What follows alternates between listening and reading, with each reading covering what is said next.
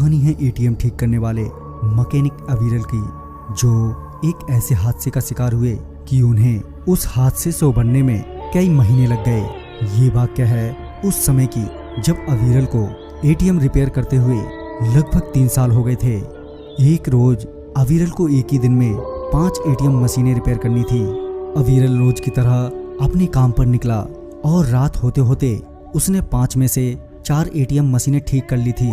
अब बारी थी 5वें और अंतिम एटीएम मशीन की। उस एटीएम मशीन के लोकेशन पर पहुंचते पहुंचते अविरल को लगभग रात के 1 बज गए थे।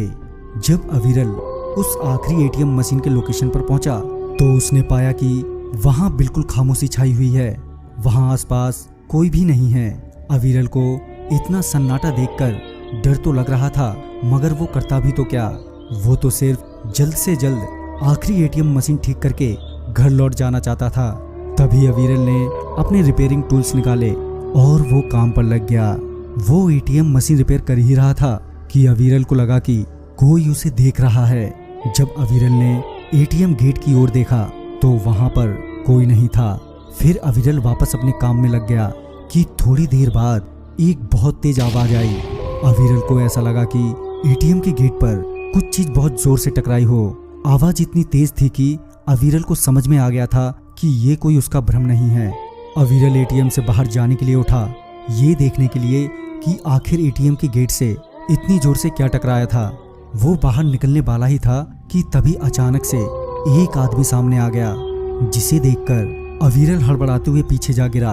अविरल की सांसें बहुत तेज हो गई थी और उसका पूरा शरीर सुन्न पड़ने लगा था। दरअसल जो आदमी अचानक से एटीएम के गेट पर आ खड़ा हुआ था, उसकी गर्दन नहीं थी, सिर्फ धड़ ही था, जिसके चारों तरफ खून ही खून फैला हुआ था। तभी उस आदमी यानी शैतान ने अपने दोनों हाथ आगे किए। उसके दाएं हाथ में उसी का सर था जो चिल्लाते हुए अविरल को एटीएम से बाहर निकलने के लिए कह रहा था। मगर अविरल एटीएम से बाहर नहीं निकला। काफी देर तक वो शैतान वहीं गेट पर चिल्लाता रहा, मगर अविरल अपनी जगह से टस से मस नहीं हुआ।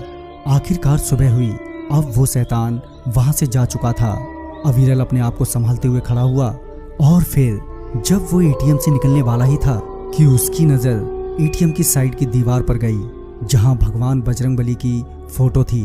उस फोटो को देखकर लग रहा था कि वहां का गार्ड जो उस रात वहां मौजूद नहीं था, वह उसकी पूजा करता होगा।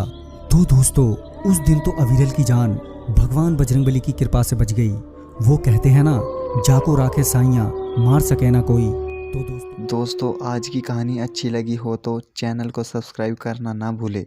फिर मिलेंगे एक नई कहानी के साथ। तब तक के लिए नमस्कार।